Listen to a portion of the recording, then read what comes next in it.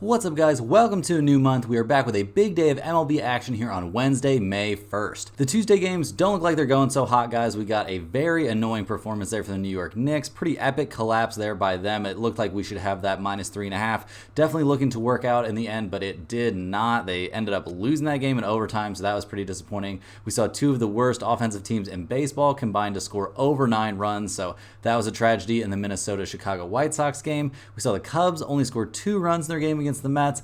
That wasn't great. We've got the Dodgers game in delay right now with that whole B situation. The Atlanta Braves aren't looking too hot, so we're holding on hope that the Indiana Pacers can figure things out here, but their game isn't looking that great right now either, so things are just looking kind of tough across the board. We need to bounce back, and I believe that we can here. Let's get after it with a big Wednesday slate in MLB and some NBA playoff action. First, let's take a second and hit the like button to show some support for the channel and all the work we're putting in here every single day. If you're new, go ahead and subscribe. It's 100% free and can keep you from missing out on these picks. We're pushing hard to make it to 20,000 subscribers, and we're super close, so help us make it to that goal. Our videos are sponsored by StumpTheSpread.com. Click the link in the description to go over there and join our free email list and check out our top confidence plays on all the major sports. Comment below with all the bets you're looking at for today, and we'll give you our best advice on all of them. We respond to absolutely every single comment, so let us know anything you want to say about my picks, these videos, or anything you see here. As always, our final picks will be in the pinned comment down below. Now let's get into our first game of the day, the Tampa Bay Rays versus the Milwaukee Brewers. The Rays come into this game fresh off of a Game 2 loss, so now this series is tied up 1-1. They lost 8-2 there in the second game of the series. Not that great, and we also saw an absolutely crazy brawl out there. There's a nasty fight. It'll be interesting to see if we have any major suspensions handed down by Major League Baseball, but we'll have to wait and see on that. The Rays are going to be handing the ball in this one to Zach Eflin. He comes into this one 1-3 in the season with a 4.08 ERA. His last start was against the White Sox, and he got knocked around by one of the worst offensive teams in baseball, so that's not a great look, but he's had some solid outings this season in general, so we can't exactly lock him into having a terrible outing. The Rays offense is not looking good. They haven't really looked good at all this season, in the bottom third in most of the major categories, and they're coming off of a game where they scored only 2 runs. The game before that they scored only 1. The game before that they only scored 2 against the Chicago White Sox. It has just been a story of futility here for the Rays offense this season. They're going up against the Milwaukee Brewers in this one, who just won 8-2 like we were talking about in the second game of this series. The Brewers are 18-11 on the season. They're handing the ball in this one to Colin Ray, who's off to a 2-0 start with a 3.25 ERA. He actually had his worst start of the season his last time out against the New York Yankees, giving up 5 earned runs and only 6 innings of work. But other than that start, really he's just been very, very good this season overall, and he's done well against maybe not the best offensive teams in the majors, but I don't think we can really categorize the Rays as one of the best offensive teams in the majors, so we don't have to worry too much about that. And the Brewers come into this game, they are currently 10th in the majors in terms of runs scored, but they're 4th in batting average, slugging percentage, and team on base percentage. This is a team that you can definitely count on to put up some runs. It's going to be really interesting. It's going to be a high tension style game. These teams are not going to be too pleased with themselves after that crazy brawl that just went on. So this is going to be a game played at high intensity with a lot on the line. It's going to at least feel like, especially when you're considering this is just a regular season game in May. So looking at the numbers for this game, we see the Brewers are plus 107. The Tampa Bay Rays are minus 115. So we've got the Rays as slight favorites in this one. The question is, how much faith do we really have here in Zach Eflin? I think not really a ton. He's had most of his success this season against teams that aren't that good offensively. So we're going to be leaning towards the Brewers plus 107 in this game. Looking at the over-under, we see that both of these teams are over teams, and with all the crazy action that went on last night, I think we can expect to see some offense in this one from both sides. So if you wanted to take over 8.5 in this one, that's fine with me, but we're just going to be on the Brewers plus 107. Moving right along, guys, we got the Minnesota Twins going on the road to take on the Chicago White Sox. The Twins come into this game fresh off extending their winning streak. It's now up to 9 games, but it took a lot. They had to score 6 runs against the Chicago White Sox. They won on a sacrifice fly in the 9th inning to get the 6-5 win, so they'll definitely take that one. They're handing the ball in this game to Bailey Ober, who's off to a 2-1 start with a 4.21 ERA, so maybe you could say he's been getting a little bit lucky, but his last several starts, actually ever since his first start where he got obliterated by the Kansas City Royals, he has been absolutely dealing. He's dominated the Angels, Tigers twice and the Dodgers over that span. His last outing against the Angels, he looked very good. He went 7 1/3 innings, gave up only 2 earned runs on 3 hits, and he had 8 strikeouts. So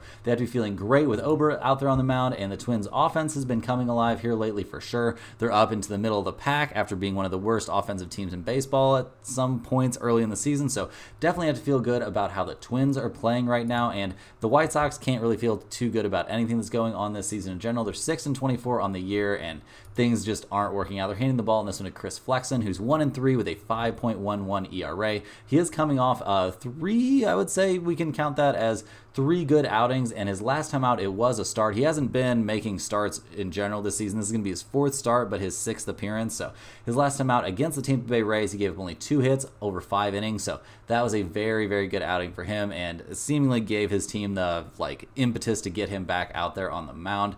The White Sox offense continues to sputter. I mean, they scored 5 runs in the last game, which is pretty insane. So maybe they're coming alive a little bit here, but this is not an offensive unit that we can really trust. Looking at the numbers for this game, we see that the Twins are huge favorites at -198. The White Sox are +180. And the over-under, you can find some 9s out there still, guys. And this probably isn't going to be that popular of a pick, but I'm going to be on the under once again. I know the under burned us yesterday, but these teams are not going to keep hitting the ball like this. They both show trends to the under, and neither one of them are that good offensively. We can expect very solid outings from both starting pitchers, I believe, and I think there's a decent chance they could both go relatively deep into this game, although we have less faith here in Flexen going deep into the game. But his last time out, he went 5 innings, so we think he can stay out there for a bit. So give me the under in this one. We'll see how running it back in this series goes. Moving right along, guys, we're looking at the Kansas City Royals going on the road to take on the Toronto Blue Jays. The Royals got the 4-1 win there in Game 2 of this series, so they're now tied up at 1 game apiece. The Royals, not really a big offensive outburst, winning 4-1, but hey, they'll take it.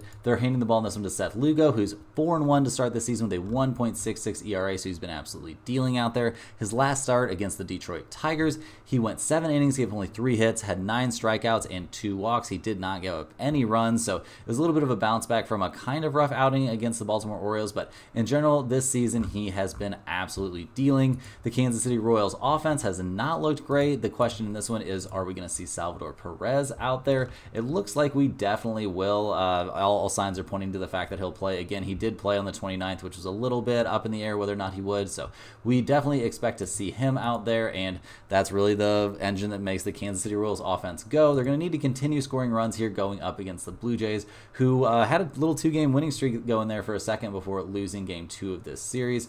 The Blue Jays are going to be handing the ball in this one to Chris Bassett. He's off to a 2-4 start on the season and hasn't really been looking that great recently. Over his last 2 starts, he kind of got knocked around both times. He got absolutely obliterated his last time out. It was by the LA Dodgers, so we'll cut him a little bit of slack here, but this is not a starting pitcher that we can trust right now, and we also can't really trust the Blue Jays offense. They only scored a single run in Game 2 of this series. They did win the first game of the series 6-5, so that was a little bit of a sign of life, but they're clearly in the bottom third of the majors in basically all the major hitting categories, and that's not something we see changing in this one, guys. We are going to be on the Kansas City Royals +116 in this game. They're definitely going to be one of our core plays, and we expect to see them do well in this game. They're 9-5 against the run line when playing on the road, so that's a definite trend you might want to look at. Also, if you wanted to look at the over-under in this game, we see 8.5s and 8s out there. The Royals are 19, 10, and 2 to the under this season, and we see Toronto is 19 and 12 to the under. We do worry about Chris Bassett being out there on the mound a little bit. Does that influence us to look towards the over? It definitely could, but if you can get under 8.5, I think that's a pretty decent spot in this one as well. Next up, guys, we have the Pittsburgh Pirates going on the road to take on the Oakland A's. The Pirates come into this game. They're currently playing against Oakland right now. They're in the top of the 7th inning with Oakland actually up 3-2, so not an ideal spot for the Pirates right now. They've dipped below 500 on the season, and they're not trending in a good direction. They're going to be handing the ball, and this is to Quinn Priester, who is off to a, we'll say he's off to a mediocre start now. It was a terrible start initially where he got shelled by the Red Sox, but in his last outing against the Giants, he gave up only 3 hits and no runs over 6 innings of work. He had 6 strikeouts and only a single walk, so definitely turned things around there in his second start of the season, and I think we could expect another decent start from him in this one. The Pirates offense, though, has been a huge problem, guys. They have just not been hitting the ball well. They got off to a hot start, and things have just entered we'll say maybe a deep freeze type mode. They're all the way down to 27th in the league in slugging percentage. 15th in the league and on base percentage. Team batting average is down in the bottom third of the league as well. They don't really have a go-to like masher type hitter right now that they can lean on, so not a lot of positives for their offense. They're going to need to score some runs, apparently going up against the Oakland Athletics, who have been scoring some runs. They're all the way up to 13-17 on the season, and they've got a definite shot to win tonight. So looking at the A's in this game, they've got a real chance. There's no way around it. They've got a real chance in this matchup as well. They're hitting the ball to Ross Stripling, though, and that has been a problem. He's 0-5 this season with a 4.98 ERA. Although his last couple of starts have looked serviceable. Against the Orioles, his last time out, he gave up 6 hits and 2 earned runs over 5 2/3 innings, so not a terrible outing, really, against a pretty hard-hitting Baltimore team. And in the start before that, against the Cleveland Guardians, another pretty hard-hitting team, 5 innings of work, giving up only 3 earned runs, so he's got to be a little bit relieved here to be taking on a Pirates team that's not really hitting the ball right now. And the Oakland A's offense is coming alive, guys. I mean, they're scoring some runs. They've already scored 3 in this game, albeit it's the middle of the 7th, so I guess we can't act like this is a major offensive outburst. But for a team that was close to dead last in every major hitting category, this has to feel like something of a hitting outburst for them. Looking at the numbers for this game, we see the Pirates are slight favorites at -112. The A's are +102, and we've got an over-under in this game of 8. Looking at this pitching matchup, I mean, Stripling's been pitching better here recently, and we don't have a big sample size here on Priester. This probably isn't going to be a game that we're going to be on. I don't really have enough faith in either one of these guys, but if you wanted to take a look at the Pirates to sneak in here and get a win, especially if they end up losing here in Game 2 of this series, I wouldn't be too mad about that, but this isn't going to be a game we're going to be on ourselves. Next up, guys, we got the Atlanta Braves going on the road to take on the Seattle Mariners. These two teams are playing right now, and we see Seattle is actually up 3-0 in the top of the 8th inning, so looks like we could be in real sad shape here if the Atlanta Braves can't figure something out, but they do have runners on first and third with only 1 out in the top of the 8th, so I guess there's still something of a chance. The Braves have been cooling off a bit here lately since their series win against the Cleveland Guardians. I mean, I don't know, I say that. Seattle's a pretty good pitching team, so you can't give them too much trouble for that one, and they're 19-8 on the season. They're hitting the ball in this one to Chris Sale, who's off to a 3-1 start with a 3.69 ERA. He was dominant his last time out against the Cleveland Guardians. He looked good against the Rangers. He struggled against the Miami Marlins. Maybe he wasn't taking that one super seriously, but regardless, we've seen Sale here just get better and better here heading deeper into the year, and we see the Atlanta Braves offense has been one of the best in the majors this season. No major surprises there. We've seen Marcell Ozuna get off to an insane start. Team slugging percentage, runs scored, all those numbers are easily in the top 5 in the majors. This is a team you can certainly expect to put up some runs. They're going up against a Mariners team that you cannot really expect to put up a lot of runs, but you can expect solid pitching from them. But can we really expect solid pitching from them here in the person of Emerson Hancock? He's 3-2 this season with a 5.06 ERA, but he's coming off of what looks like his 3rd straight very good start. He really has, his numbers have been ruined this season by a terrible performance at Milwaukee in his 2nd start of the year, but in his last 3, albeit again, one of those starts was against the Colorado Rockies, but his last time out against the Arizona Diamondbacks, who have been a hard-hitting team this year, he went 6 innings, gave only 2 hits and a single run, 4 strikeouts, and only 2 walks, so those are definitely numbers you can be proud of if you're a young guy like this. And in general, the Mariners have been coming on strong. They're 16-13 on the season. Their offense is not great, guys. There's really no way around that. They're clearly in the bottom third or even worse in the majors. But when you have pitching that's that good, and just in general you've looked at that good, yeah, your offense can have some problems. You can still find a way to win some games. And when they do put up some runs, they're in very good shape. Looking at the numbers for this game, guys, we see that the Mariners at home are +150. That's a pretty big number. The Atlanta Braves are -164. That makes sense to me with Chris Sale out there in the mound. These seem like relatively fair numbers. Looking at the total in this game, it's at 7.5. With 2 starters that we expect to do pretty decent, I think the under might be worth a look in this game. I mean, Atlanta is only 14-12-1 to the under, but we see Seattle is a crazy 21-7-1 to the under this year. That's pretty bonkers, guys. We're seeing not a ton of runs looking likely to be scored here in their game tonight. So if you wanted to give that under a look, you definitely could. I'm probably not going to be on the side in this game. If I am, I'm going to be on the Atlanta Braves. I think we could see a bounce back from them. And I think Emerson is slightly gettable for them, but I have a decent amount of faith in him as a pitcher. So we won't likely be on the side. We might take a little taste here of the under. Next up, guys, we're looking at the Philadelphia Phillies going on the road to take on the Los Angeles Angels. These two teams are playing right now. We've once once again, guys, seen the Phillies give up a late game lead. They were up 3-0, and now they're down 5-3 in the bottom of the 7th inning. So looks like we could be in shape for another very disappointing Phillies game. Philadelphia is 19-11 coming into that game last night on the season, and they're handing the ball in this one to Zach Wheeler, who's off to a 2-3 start. He's got a 1.93 ERA, so I guess they can feel pretty good about that. And his last time out, he absolutely dominated the Cincinnati Reds. The start before that, he dominated the White Sox, so not really the toughest competition out there, but he's been looking pretty good. And I don't think we really feel like the Angels offense is elite right now without Mike Trout in there. The Angels come into this game, obviously they're playing well right now, but in general, with Trout going out and all that, things can't be feeling too good for them. They're handing the ball in this one to Patrick Sandoval. He's 1-4 with a 6.33 ERA, so straight up not having a good time right now. He just gave up 9 hits and 4 runs over 5 2/3 to the Minnesota Twins. The start before that, he got shelled by the Cincinnati Braves. Like, this guy is not having a good time, and we were just talking about the struggles that we expect to see from the Angels offense, not maybe in this game in particular or the game last night, but just in general. Obviously, you're going to take a hit when you see a hitter like Mike Trout go down, so it's going to be tough for him out there. The odds makers agree for us. The Phillies are big favorites in this one at -170. We see the Angels are +152. Guys, I don't know if we're going to be able to dodge this. We might have to be on the Phillies again, but I can tell you this isn't going to be a big bet for me because I have no faith in this team right now. The bullpen doesn't seem very good, and yeah, obviously their starter looks great in this one, but it's going to be a tough look. I guess give me the Phillies -170, but they're doing they're doing their best to get on a no-bet list right now. Next up, guys, we've got the Cincinnati Reds going on the road to take on the San Diego Padres. The Reds come into this game. They're currently playing against the Padres right now. They're currently down 4-6 going into the bottom of the 7th inning, so they've still got a chance in this game, but they have not made it easy on themselves, that's for sure. They're handing the ball in this one to Graham Ashcraft. He's 3-1 with a 4.40 ERA, and he comes into this game fresh off of a start where he gave up a lot of hits, but not a lot of runs. Against the Texas Rangers, he went 6 1/3, 3 strikeouts, 1 earned run, and 7 hits. He gave up 7 hits, one of them was a home run, and there's your earned run. The Reds offense in general has been looking a little bit better, and they're trying to mount a comeback here against the Padres, so I think we can expect to see some runs scored from them, although they're not on as quite of a hot of a streak as they were early in the season. They're 8th in the majors in runs scored still, but I don't know if they can expect to stay there, guys. Their team on base percentage is only .304, so not exactly looking like an offensive juggernaut.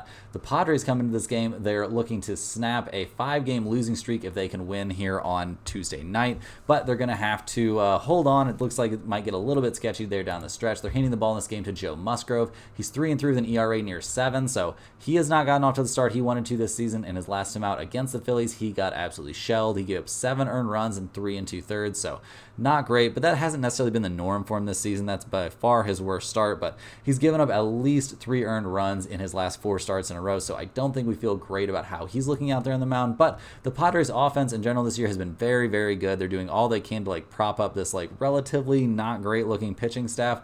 This poor team, guys, they're only 14-18 on the season overall, but they're 4th in runs scored, 9th in team batting average, 9th in team on base percentage. They're hoping they can find a way to string together some wins here, and I feel like they've got a chance in this one, or they would if they didn't have Musgrove on the mound. That's a pretty tough look.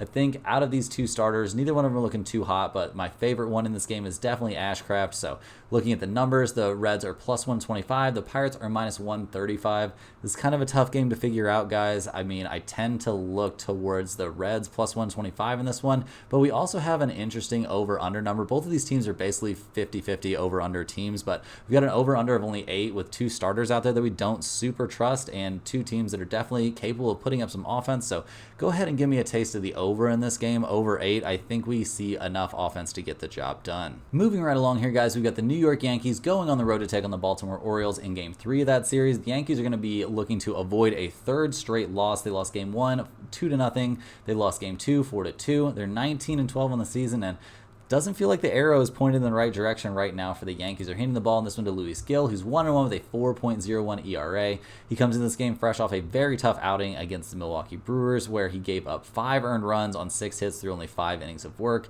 And in general this season, we've seen him kind of be all over the place. He's had some control issues. We've seen him had very good starts. We've seen him had very bad starts. His last time out was definitely his worst start of the season, so he's going to be looking to get back on track here against the Orioles. The Yankees offense is obviously hitting another lull here. They had those 2 insane explosions against the Milwaukee Brewers and then went right back into the tank, scoring a combined 2 runs over their last 2 games, so not exactly a great look from them right now. The Orioles, on the other hand, come into this game. They've won their first 2 to start off this series and kind of a bounce back after losing that series against the Oakland A's. Not something you would expect a Baltimore team to do this season, at least. They're hitting the ball in this game to Corbin Burnes. He's 3-0 with a 2.55 ERA, so very, very good start for him. He's coming off a great start against the Oakland A's, where he gave him only 3 hits and a single earned run over 6 innings of work. He's looked pretty good this season, maybe not quite dominant, but definitely pretty good. He handled the Milwaukee Brewers comfortably. He had a decent but not great start against the Kansas City Royals, and it was his second time in a pretty short time frame facing the Royals, so that can sometimes be tough, but he's got the Baltimore offense behind him, and while they haven't scored a ton of runs here against the Yankees, this squad has been one of the best offensive teams in the majors. They're third in the majors with 153 runs scored, 6th in team batting average. They are 17th in on-base percentage. That's a little bit concerning, but when your slugging percentage is .453, you can get away with a lot. We've seen Gunnar Henderson get off to an insane start to the year. He's breaking hitting records and stuff like that, so this team definitely humming right around on the offensive side of the plate, and right now they're big favorites in this game, guys. They're -156. We see the Yankees are +136. How much faith do I really have in Luis Gil in this one? I would say not a lot. It's kind of tough picking teams to finish off sweeps, but I think there's a very good chance the Orioles do finish this sweep off. Looking at the over-under for this game, we see the Yankees are a big under team, and these games, this series, have been going under, so you could definitely take a look at that if you expect Luis Gil to have a good day, which is definitely not impossible. The over-under is at 8.5. I would tend to look at the under if you're going to be playing this one, but Baltimore is a significant over team and the Yankees are a big under team, so I'll probably just be on Baltimore -156 and leave the rest of this game up to you guys. Next up, guys, we have the Chicago Cubs going on the road to take on the New York Mets. The Cubs come into this game fresh off of a Game 2 loss. They lost that one 4-2. The Cubs are going to be handing the ball in this one to Shota Imanaga, who's off to an absolutely unhittable start. He's 4-0 with a 0.98 ERA to start the season. The Cubs have won every game that he started this year. His last time out against the Red Sox, he gave up a single run on 5 hits over 6 1/3, had 7 strikeouts in that one. Start before that, he was good against the Marlins. Start before that, he was good against the Mariners. This guy has just been good every time he's out there on the mound, and we don't see any reason for that to be changing anytime soon. The question is, can he get some run support here from a Cubs offense that has looked good this season, but not that good lately? I mean, they're 7th in the majors in runs scored, 16th in the majors in team batting average, and 10th in on-base percentage, so you can see a little bit of some weird disparities opening up with those numbers. We need them to get back to scoring some runs. They haven't really had a major offensive outburst since their Game 1 of their series against the Boston Red Sox, so things need to turn around a little bit for this offense, and I think they possibly could here going up against the Mets, who are now 15-14 on the season. They've won 2 of their last 3. They're looking to win Game 3 here of this series. Handing the ball here to Jose Butto. He's off to a good start. He's 0-1 for sure, but he's got a 2.86 ERA, and that's definitely not something to scoff at. He's had kind of a tough road to go down here. I mean, his last start was against the St. Louis Cardinals, and he gave up 4 runs on 4 hits over 5 2/3. He gave 2 home runs in that one. Not a great look against the Cardinals, not a strong hitting team, but he looked serviceable against the Dodgers, but he did have 5 walks in that outing, so he's been a little bit volatile. His first 2 starts of the season were very, very good, but his last 2 have left a little bit out there to be desired. Looking at the Mets offense in general, they have not been a great offensive team. They've been pretty middle of the road or a little bit below middle of the road, if we're being honest. They're coming off a 4-run performance in Game 2 of this series, so in Game 1, they only scored 1 run, so I don't think we have a ton of faith here in the Mets offense. So, guys, I think we're going to do it. We're going to be back on the Cubs. -113 is way too cheap of a price here with Imanaga out on the mound. Give me the Chicago Cubs, -113 on the road in this one. That's going to be one of my core plays for sure. The over-under for this game is way too low. It's at 7 or 7.5. That's way too low for me to be interested. Even if we see both pitchers have good outings, I mean, we could still end up over that very small number. So not going to be interested in that. Just going to be on the Cubs there, -113. Next up, guys, we're looking at the Washington Nationals going on the road to take on the Texas Rangers. The Nationals come into this game 14-15 on the season, and they lost Game 1 of this series 7-1. So that wasn't exactly what they were looking for, but they've definitely turned things around here a bit. Getting a 4-game sweep against the Marlins will do that for your record, though. They're handing the ball in this one to Trevor Williams. He's off to a good start for sure. He's 2-0 with a 2.70 ERA, and he comes into this game fresh off a very good start against the Marlins. The start before that, he was very, very good against the Houston Astros.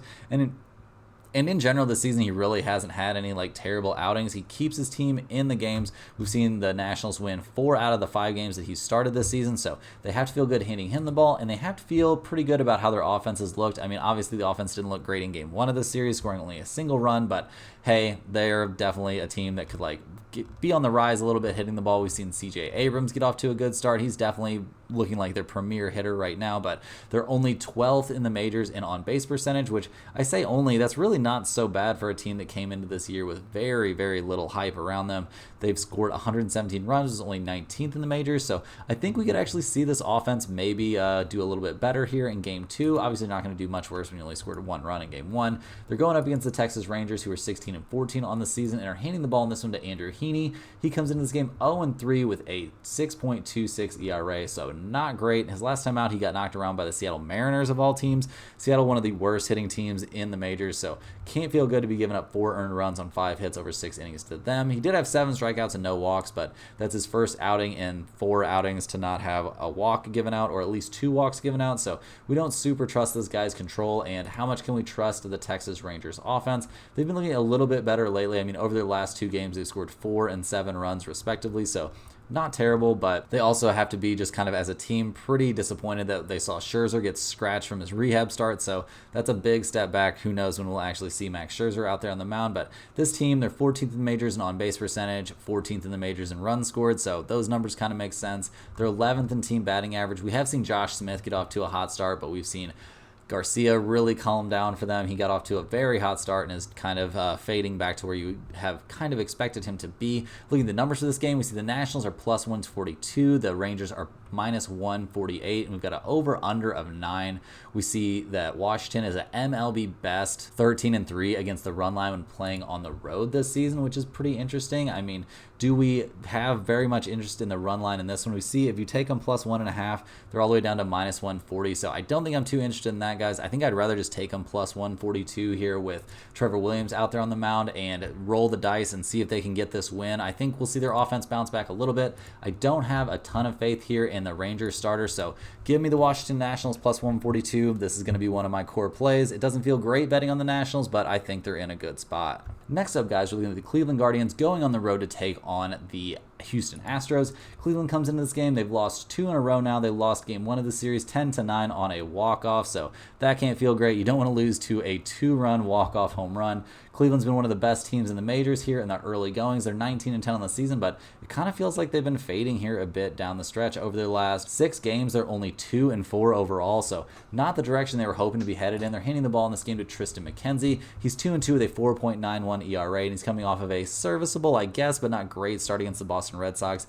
He only made it 4 innings in that game. He gave up 2 earned runs on 6 hits, so he was definitely getting touched up, but his start before that, he was very good against the Oakland A's, so he can come into this game, I guess, with a little bit of a positive attitude. The Cleveland Guardians offense has kind of been looking okay. I mean, obviously they scored 9 runs in the last game, so you definitely expect to win games like that, but that's been the most runs they've scored here recently. We've seen Stephen Kwan off to a hot start, but this team is fading a little bit offensively. They're 8th in the majors in on-base percentage, 9th in the majors in runs scored, so there's still plenty of room for optimism, but they're just not swinging that hot of bats right now, and they're going to need to score some runs here going up against the Houston Astros, who've now won 3 in a row. I've seen some people down in the comments saying the Astros are poised to go on a run, and maybe this is the beginning of it, guys. I mean, a little 3-game winning streak here, and then you hand the ball to Justin Verlander, who's 1-0 to start the year with a 1.74 ERA. He comes into this game. He only went 4 1/3 against the Chicago Cubs his last time out, but he only gave up 3 hits, had 7 strikeouts and 4 walks, so you can tell he's reaching back and firing it. He's trying to get back to his old form, and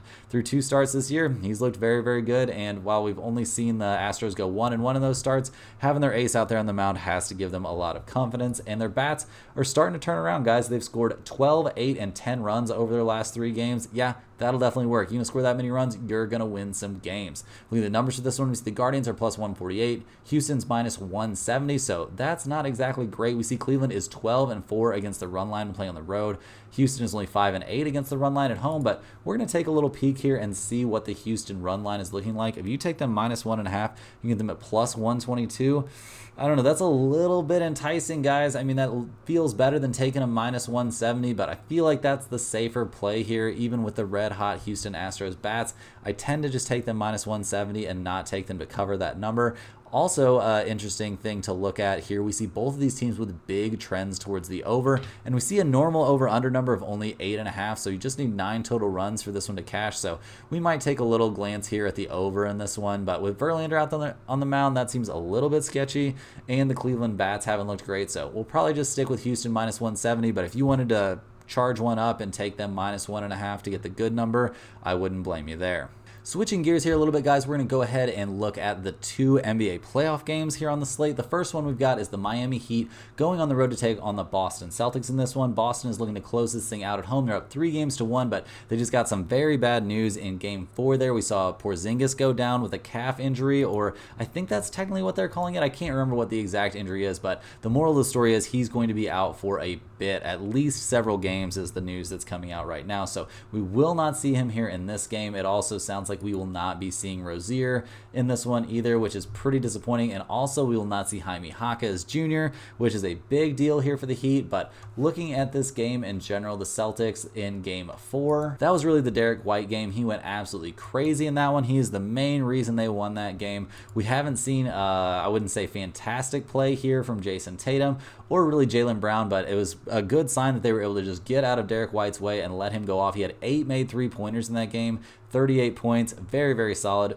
We once again did not see much from the Celtics bench. I mean, Horford put in some good minutes. He played 34 minutes in that game, so it's good that they can have a veteran big man to lean on coming off the bench, but he's going to have to really step up. He's going to be playing starter minutes now. I mean, I can't imagine that he's not, and it'll be interesting to see if he's up to that challenge at his rather advanced stage in his career. The Heat, on the other hand, they had kind of a hard time. We saw Bam do everything he could. He had 17 rebounds and 25 points in that one, but they just were not making any threes, guys. They could not throw it in the ocean. They shot only 27.3% from long range. They only had 12 free throw attempts in that game. They managed to keep things basically even on the glass, which is a pretty big accomplishment for a team that's definitely a bit undersized.